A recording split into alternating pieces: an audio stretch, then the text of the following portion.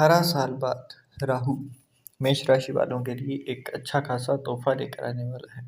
परंतु अगर इस टाइम पर भी मेष राशि वालों ने कुछ चीज़ों का ध्यान नहीं रखा, तो ये सारी की सारी जो चीज़ें बन रही हैं इनकी कुंडली में, इनकी चंद्र कुंडली में, तो वहाँ पर इनको फिर से वही चीज़ें देखने को मिलेंगी जो कि अब तक चल रही हैं।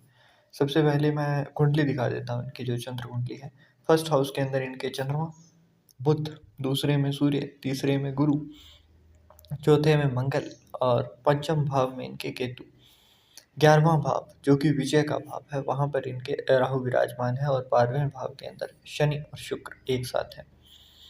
तो राहु जब यहाँ पर आए हैं तो इसका रिजल्ट क्या होगा? राहु विजय के भाव में है, मतलब जहाँ पर हम किसी पर्सन की जीत देखते हैं वहाँ पर है, इनकम के अंदर है, जो ये भाव है उसके अंदर है, जो सडनली प्रॉफिट होते हैं आपको, मतलब चलते चलते सडन प्रॉफिट करा देने वाला राहु यहाँ पर हो जाता है। तो अब आगे आने वाले टाइम के अंदर क्या होगा आपके साथ और क्या फ़ायदा यहाँ पर आपको देखने को मिलेगा? 1.5 साल तक यहीं रहेंगे अब राहु। तो अगर मैं इसको थोड़ा पास्ट से रिलेट करूँ, आपको इसी चीज़ का अच्छी तरीके से बोध कराने के लिए कि यहाँ पर राहु कितने पावरफुल है।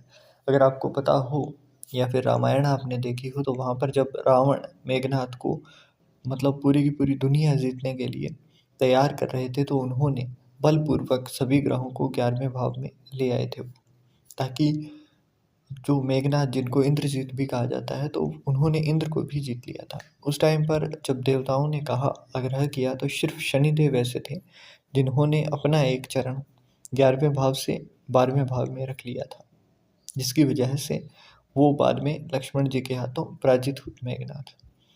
तो यहाँ पर मैं इस स्टोरी के पीछे की कहानी क्या है वो बता रहा हूँ।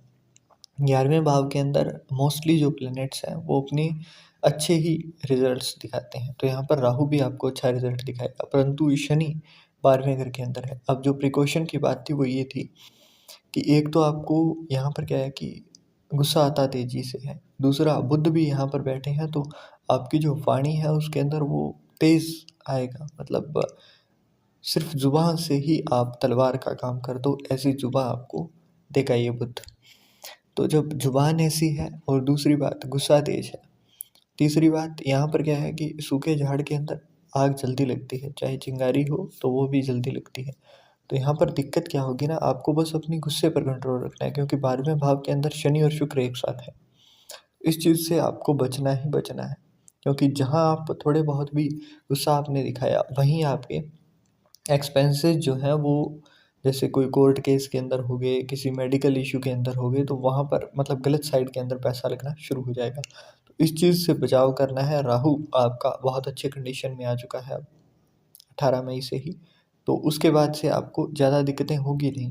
बस जितनी ज़्यादा चीज़ें आप अपने तक ही सीमित रखो उतना ज़्यादा अच्छा है। सिक्रेटिव बनने की कोशिश करो, और जितना ज़्यादा बनोगे उतना ज़्यादा अच्छा है, क्योंकि यहाँ पर एक तो राहु बड़े-बड़े ड्रीम्स आपको दिखाएगा, करेगा धरेगा कुछ नहीं, तो वहाँ पर भी आपको दिक्कत देगा। क्योंकि राहु ड्रीम्स दिखा सकता है आपको बड़े-बड़े कि इस टाइम के अंदर हमें कोई बड़ी अपॉर्च्युनिटी मिल जाए, हम कोई प्लॉट ले लें, हम इतनी बड़ी रियल एस्टेट की कोई चीज़ खरीद लें, क्रिप्टो में हमने इन्वेस्ट कर दिया, शेयर मार्केट में हमने इन्वेस्ट कर दिया, तो वहाँ से हमें निकल आएगा, ये नया बिज़नेस मैं शुरू करूँगा, मैं करोड़पति बन जाऊँगा। बट जब तक आप एफर्ट्स नहीं डालोगे तो कैसे होगा? तो इस चीज़ का ध्यान में रखना है कि राहु आपको एक वरदान स्वरूप मिला है, तो उस चीज़ का आप अच्छे से यूज़ कर पाओ।